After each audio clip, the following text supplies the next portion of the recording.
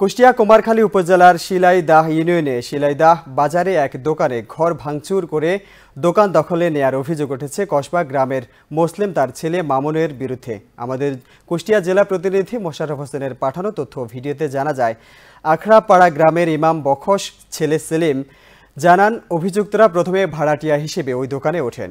এখন ভাড়া না দিয়ে দোকান ঘরের মালিকানা দাবি করছেন।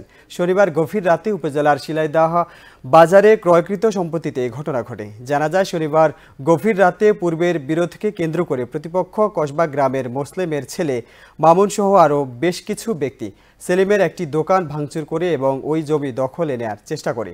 এই ঘটনায় সেলিমের প্রায় 1 লাখ থেকে 1.5 লাখ টাকার ক্ষয়ক্ষতি হয়েছে বলে জানান তিনি। এ বিষয়ে অভিযুক্তদের সাথে যোগাযোগের চেষ্টা করেও যোগাযোগ করা সম্ভব হয়নি।